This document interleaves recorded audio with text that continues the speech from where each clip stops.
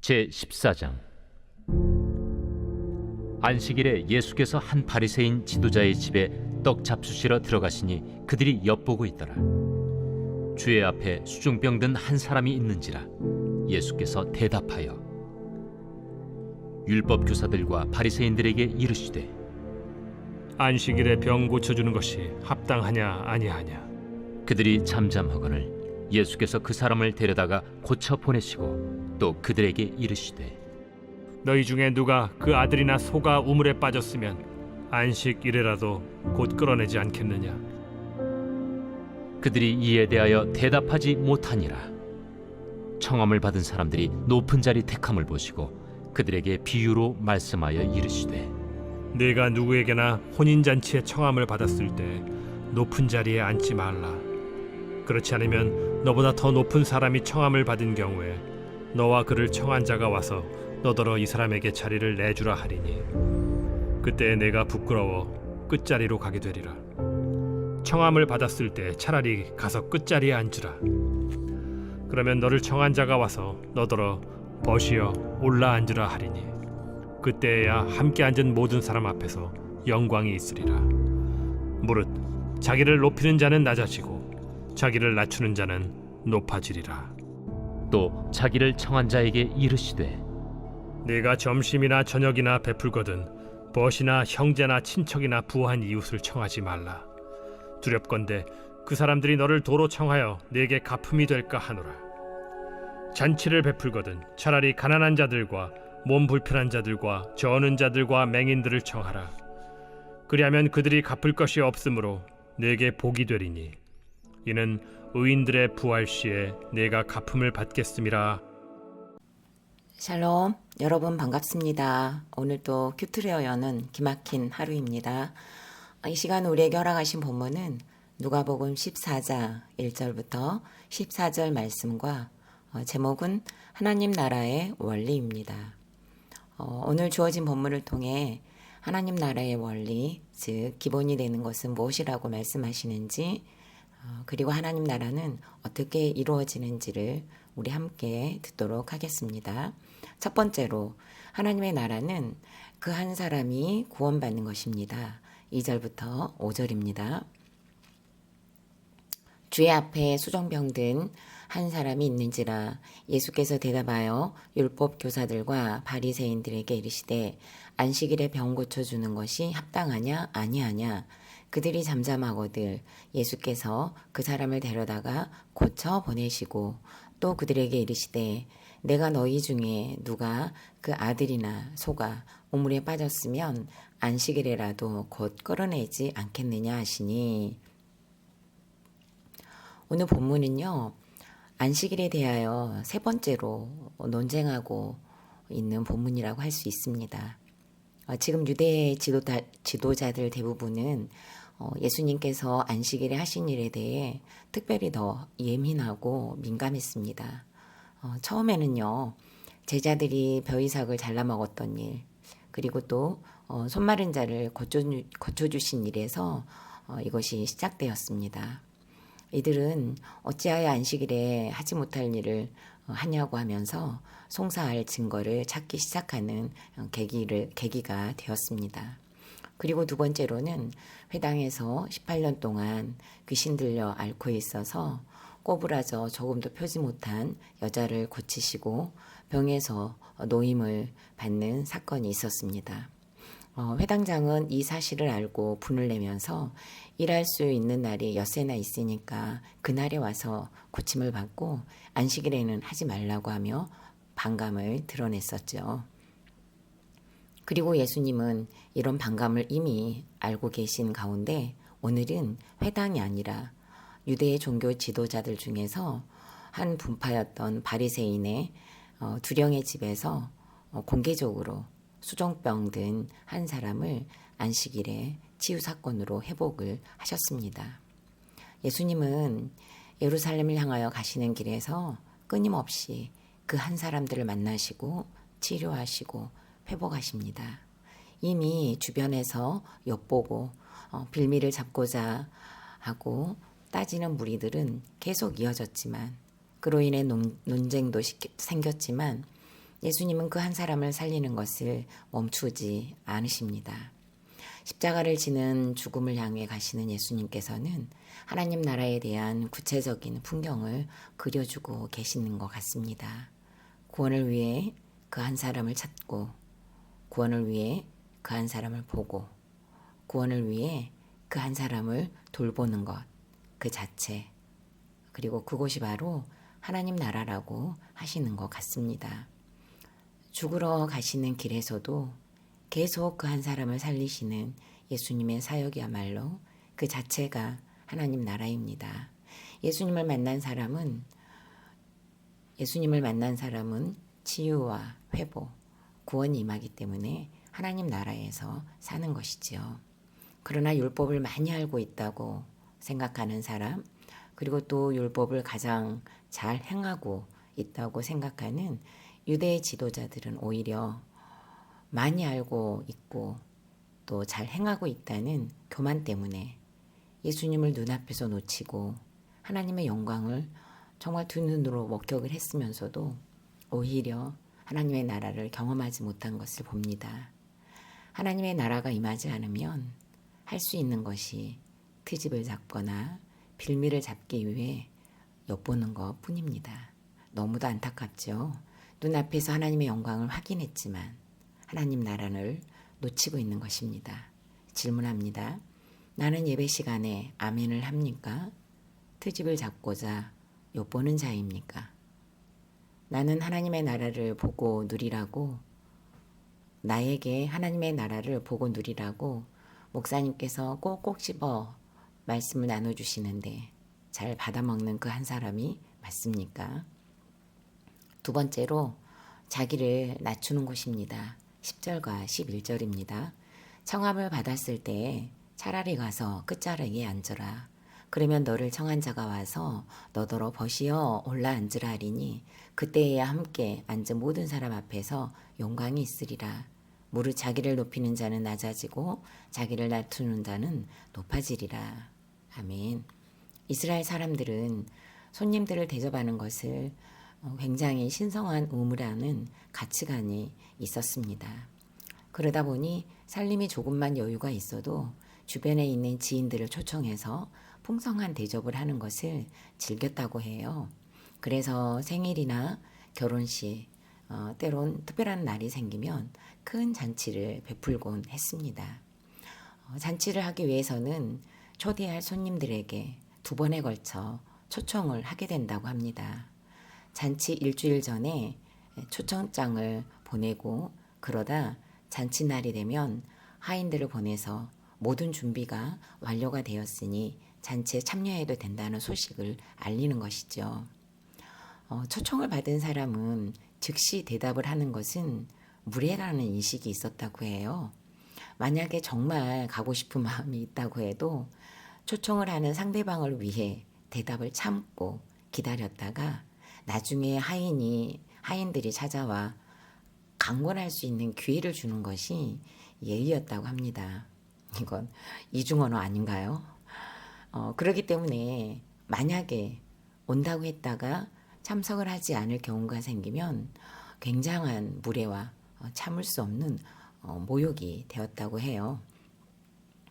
또한 초대를 받은 사람들은 잔치에 와서 어디에 앉아야 할지 생각을 하지 않을 수 없었겠죠.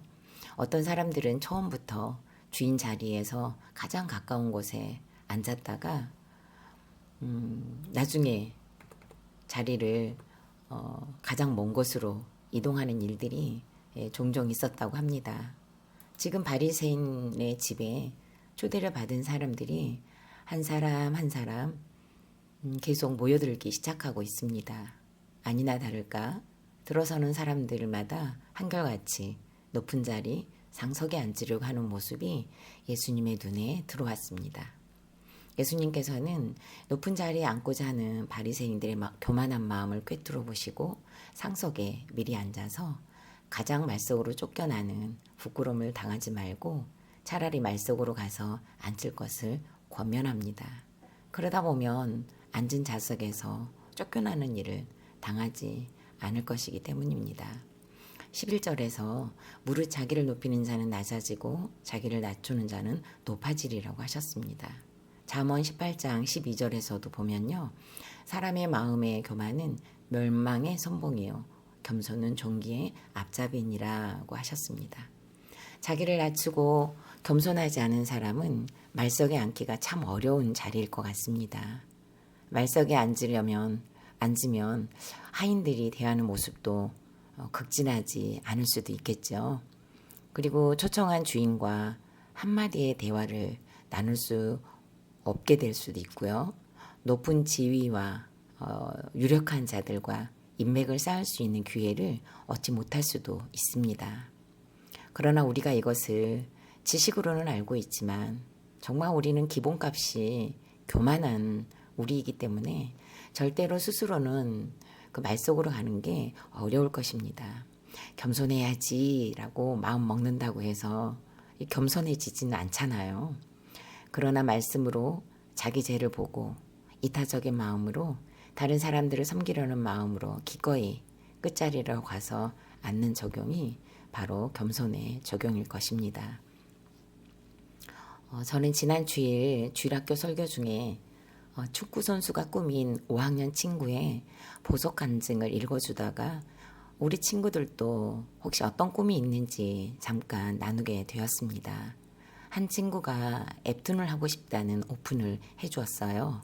웹툰이란 말에 제 머릿속에는 만화가 떠올랐습니다. 딸도 어린 시절부터 만화와 친밀했고 그러다가 애니메이터가 되었기 때문입니다. 친구들에게 딸이 현재 하고 있는 일에 대한 이야기를 하고 설교 후에 정해진 나눔을 나누고 예배를 마쳤습니다. 주일 저녁 시간에 함께 나눔을 했던 선생님으로부터 전화가 왔어요. 오랜만에 꿈에 대한 이야기를 나눠준 친구의 나눔을 더 듣고 싶었다는 말씀을 해주셨습니다. 저는 전화를 끊고 난 후에 나는 왜 그 당시 나눔을 하는 친구에게 집중하기보다는 지금 웹툰과 비슷한 일을 하고 있는 딸의 이야기를 하는 것에 더 치우쳤을까를 묵상했습니다. 오랜 시간이 걸리지 않아 제 마음에 딸을 자랑하고 싶은 마음이 가라앉아 있었다는 것을 알게 되었습니다. 하나님께서 하셨다고 고백을 했었는데 그러고 난 후 아직 2개월도 채 되지 않았는데 저는 벌써부터 딸을 자랑하고 있었다는 것을 알게 된 것입니다. 이것이 깨달아지니 정말 섬뜩하기도 하고요. 그리고 굉장히 부끄럽기도 하더라고요. 우울과 무기력을 앓고 있던 딸은 직장 생활에 2개월 차를 보내고 있는 중입니다. 오늘도 출근하는 길에 입시를 치르러 가는 것 같다고 했습니다. 날마다 새로운 그림을 받고 오전에 그려서 검수를 받는 시간까지 버티는 것이 너무 긴장이 많이 되어 힘들어하고 있습니다. 급기야는 이번에 정신과 상담을 받으면서 점심약을 더 처방받았습니다. 이렇게 치열하게 하루를 버티고 있는 딸인데 어느새 저는 상석에 앉아있는 바리새인이 되어 있었습니다. 함께했던 공동체가 있었기 때문에 상석에 앉아있던 저의 모습을 볼 수 있었습니다. 저 스스로는 절대 볼 수 없었던 거만한 모습을 발견할 수 있어서 정말 너무도 감사한 시간이었습니다. 그러고 보면 저는 가족 우상이 굉장한 것 같아요. 가족 우상이 제가 너무 막강하기 때문에 가족들 모두가 다들 수고하고 있는 것 같다는 생각을 했습니다. 어머니는 투석 환자로, 남편은 뇌출혈과 우울과 무기력으로, 아들은 다른 공동체에서, 그리고 딸은 정신과 약을 하루에 10알씩 먹어가며 살아내며 버티는 수고를 하고 있음이 인정되었습니다. 질문합니다. 나 자신과 배우자, 자녀, 부모님을 자랑했다가 부끄러움을 당한 사건이 있습니까? 오늘 내가 낮은 자리로 가서 섬겨야 할 사람은 누구입니까? 세 번째로 환난당하고 빚지고 온통한 자들을 청하는 곳입니다. 13절과 14절입니다. 잔치를 베풀거든 차라리 가난한 자들과 몸 불편한 자들과 저는 자들과 맹인들을 청하라. 그리하면 그들이 갚을 것이 없으므로 내게 복이 있으리니 이는 의인들의 부활 시에 내가 갚음을 받겠음이라 하시더라. 아멘. 예수님께서 계속 바리새인들을 책망해요. 12절에서 말씀하시기를 벗이나 형제나 친구나 친척, 부한 이웃을 청하지 말라고 말씀하세요. 이것은 그 사람들을 초대하지 말라는 뜻이 아닙니다. 이 당시 바리새인들은 잔치를 베풀 때 초청 대상자들을 미리 선별을 했다고 합니다. 가족, 친척, 지인들과 그리고 그 지역의 유지들, 그러니까 유력한 자들을 초청해서 풍성한 음식을 공개를 했습니다. 12절 하반절에는요. 두렵건대 그 사람들이 너를 도로 청하여 내게 가품이 될까 하노라고 하십니다. 이것은 청한 사람들 대부분이 유력한 사람들이기 때문에 그 사람들도 잔치를 할 게 뻔하잖아요. 그러면 자기를 초대한 사람을 또 다시 부르겠죠. 그렇다면 오른손이 하는 것을 왼손이 모르게 하라던 율법에 스스로 정말 걸려든 셈이 되는 겁니다. 잔치를 베푼 좋은 의도, 선한 의도가 다시 초대를 받는 것으로 보상을 받기 때문에 하늘의 상급을 받지 못하고 이 땅에서 상급을 다 받아버리는 것이 바로 두려운 것이라고 말씀을 하십니다. 그래서 이왕 잔치를 베풀려면 다시 초대를 할 수 없는 사람들, 그러니까 즉 가난하고 몸이 불편하고 젖는 자들, 맹인들, 이런 사람들을 불러서 풍성한 먹거리를 공개하라는 것이죠. 이 사람들은 환난당하고 빚지고 원통한 자들이기 때문에 갚을 능력이 없는 거죠. 갚을 능력이 없기 때문에 그래서 오히려 이렇게 공개한 것이 이웃을 위해서 풍성한 음식을 공개한 것 자체가 복이 된다고 하시는 겁니다. 바리새인들은 잔치를 베풀 때 자신이 베푼 호의와 친절에 대한 답례를 보답할 수 있는 사람들만을 대상으로 해서 잔치를 준비하고 초대를 했습니다. 호의를 베풀 대상과 친절을 베풀 대상을 지금 예수님께서는 바꾸라고, 수정을 하라고 말씀을 하시는 겁니다. 하나님 나라에 필요한 가장 온전한 구제를 지금 바리새인들에게 권유를 하고 계십니다. 환난당하고 빚지고 온통한 자들을 위해 잔치를 베푸는 것이야말로 하늘에 보화를 쌓아두는 것과 같다는 것입니다. 질문합니다. 나는 호의를 베풀 때 어떤 마음으로 베풀고 있습니까? 바리새인처럼 돌려받을 것을 기대했던 섬김이 있었습니까? 오늘 나에게 아무런 조건 없이 섬기라고 보내신 환난당하고 빚지고 온통한 사람은 누구입니까? 마지막으로 3월 11일 보석상자입니다. 질그릇이 깨어질수록 보배의 빛은 더 강하게 멀리 나아간다는 사실을 기억해야 합니다. 아멘. 다 같이 기도드리겠습니다. 살아계신 하나님, 이 땅에 사는 죄인들에게 하나님 나라의 원리를 말씀해 주시니 감사합니다. 하나님 나라는 그 한 사람이 구원받고 자기를 낮추며 환난당하고 빚지고 온통한 자들이 모인 곳이라고 말씀해 주십니다. 그러나 저는 정말 참 되었다함이 없습니다. 정신과 약을 10알씩 먹으면서 버티고 가고 있는 딸을 어느새 자랑 삼고 있는 악한 어미의 모습이 있다는 것을 알게 되었습니다. 하나님 나라를 꿈만 꾸고 삶의 현장에서 저도 몰래 바리새인이 되어 아픈 딸을 자랑 삼아 상석에 앉아 있었습니다. 죄를 고백하는 공동체가 아니었다면 상석에 앉아 있는지도 몰랐을 악한 어미였습니다. 자신을 낮추는 자리에 기꺼이 가기를 멈추지 않는 자가 되도록 인도하여 주옵소서. 하늘가족 공동체와 다음 세대와 이 나라를 기억해 주셔서 말씀대로 믿고 살고 누리는 공동체가 되게 하시고 악하고 음란한 세대를 거스르는 다음 세대로 양육해 주시며 혼돈에서 질서를 찾는 이 나라가 되도록 붙들어 주옵소서. 특별히 양육이 시작되었습니다. 마치는 시간까지 동반자와 양육자 모두 성령의 충만함으로 채우시고 붙드셔서 큐티하는 습관을 향하여 한 걸음씩 한 걸음씩 걸어갈 힘을 더하여 주옵소서. 예수님의 이름으로 기도드립니다. 아멘.